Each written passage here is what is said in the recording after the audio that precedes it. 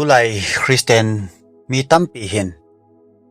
lunggela igel khat ole ikingai si jinau ipi ham iti ala hin hu hing na I hol nau chung chang hin keiwang hu hing na hol jong leng muzo pong ka te te akingai to akila se ta hin khomang mi tampi I jiwin hi hitakil hona hin tuni khwa hu hing na hol jing lai hon jong atha ben ananga yo hitin gel do hitin kisim thanan nei thei chanin nei yo hitin ihu hing na hol hi di hinam ti veo hitin ihu hing na pathin ei san pi do di hi ihu hing na pathin ei san pi di hi ti ho ta bang hi decision atha ben ana law hitin hichita ki to in tuni khwa hin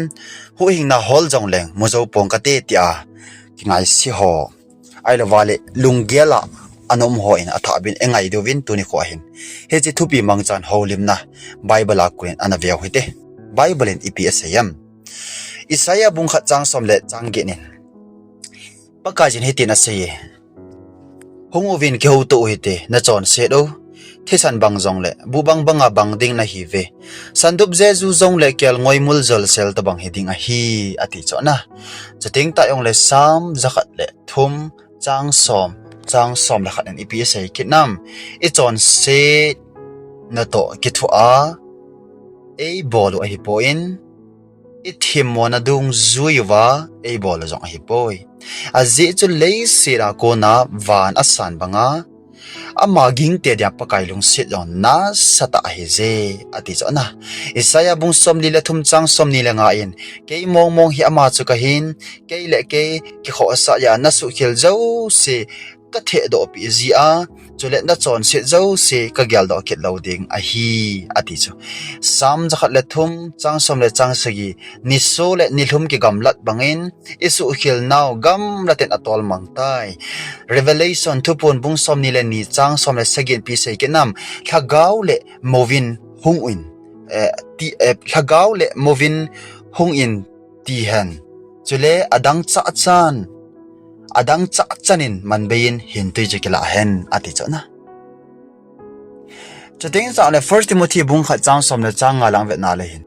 mi chon si ho hu hinga Jesus Christa van noi le si na ahunga ahi ti ta san ta hi mi zo sin san chi ding dor ta hi e chi ho la chu ke ma api pen ka hi tin a sei ki ne chating ta jong le Roman bung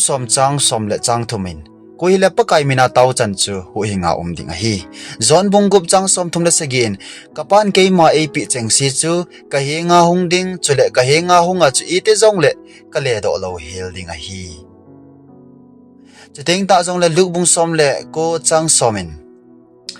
ezena miti le amangsa cha hol da hu hing dinga mem cha pa chunga hi ati chona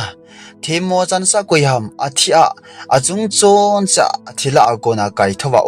Christa chu ai ama pathin zelama tovin ei hoding ai taw pi jing ve ex bung som chang som lila chang thumin amma min wanga ama ta san chan chu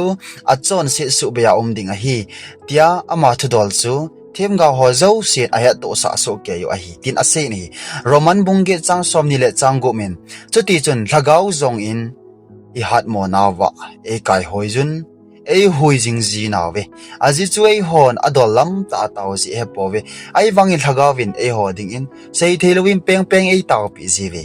chuting ta le first Timothy bung ni changa chango men pathin khat se bo hi ama le mihim ka palai jong khat se bo hi ama chu mi ma hi Christa Jesu chu ama chu mi zo si that do na ama hong ki pia a hi he chi thu he to sa na hi aphat cha he to sa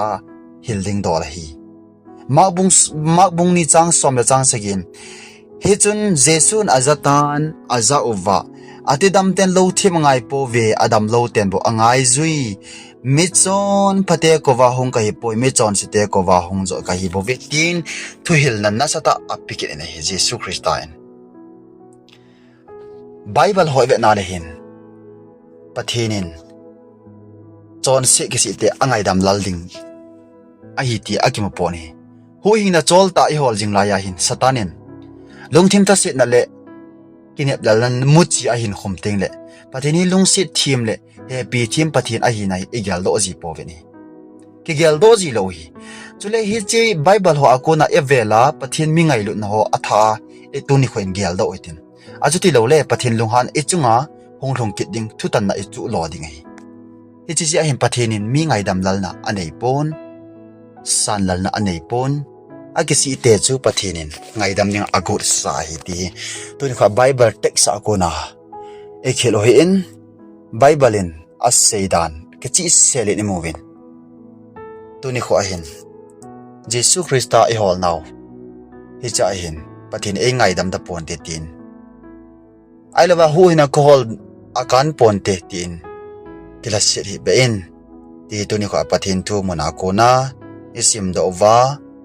chateng tal eketil kho hin angai zo se pathin pathe na bo taw hen lang hu hina hol jing lai ho jong hat benal nei jing taw hen